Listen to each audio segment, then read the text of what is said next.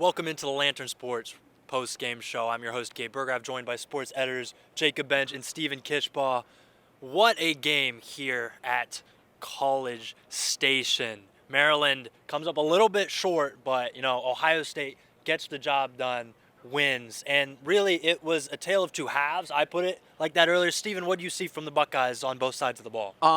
Well, to be quite frank, Gabe, that was Ohio State's toughest test of the season. I know rankings-wise, they played better teams like Penn State, like Notre Dame, but truly, if you've watched Ohio State football this year, this was easily Ohio State's toughest test. Ohio State Maryland's offense got shut out last week, and then in the fourth quarter, Talia Tagovailoa is making some insane throws into the end zone, running it in himself. He basically put the offense on his back today.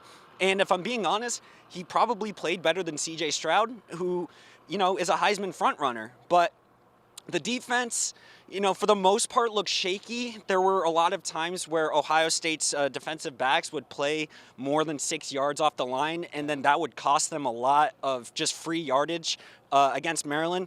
But the defense stepped up, especially towards the end of the fourth quarter, and then Dallin Hayden, man.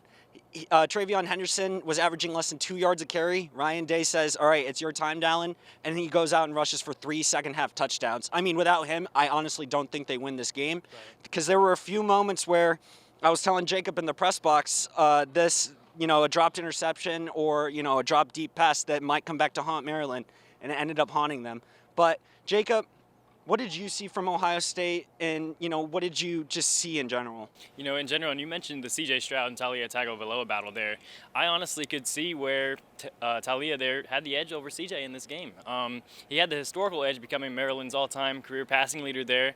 But numbers-wise, I bet Tagovailoa's were better than C.J.'s. But as you mentioned, Dallin Hayden was the reason why Ohio State was able to stick it through there in the fourth quarter. And we were talking before this about Ohio State's defensive toughness, and I think there's no better way to put it than Lathan Ransom saying he broke his thumb on the first play of the game, goes out for a little bit, wears a cast, and blocks a punt in the second half, and it switches the momentum for the second straight week, because he did that last week against Indiana, and Ohio State hadn't had a blocked punt since 2019 before the last 2 weeks. So toughness. C.J. Stroud talked about the fun and the jokes that they've heard for the last 365 days.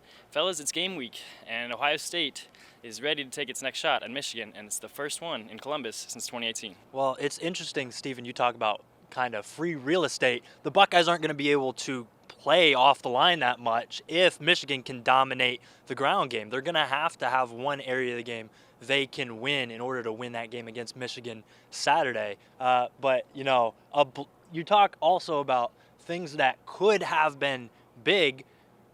A 2-point conversion for Maryland to make it a 6-point game. Then the Buckeyes go down, try to get a 2-point conversion. I was talking about it down here on the field. They get a delay of game on a 2-point conversion. They go out to kick the extra point instead because they're farther back. That gets returned for 2 points, and then Maryland kind of got the momentum back and stayed in this game.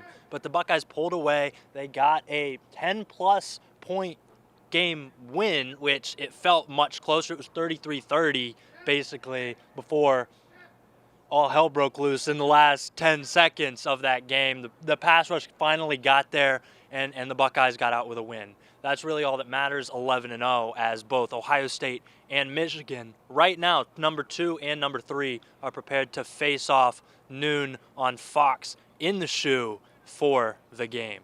Well, that's all we have for you here with the Lantern Sports post-game show. I'm Gabe Burggraf, and for Jacob Benge and Stephen Kishpaugh, thank you for watching, and take care.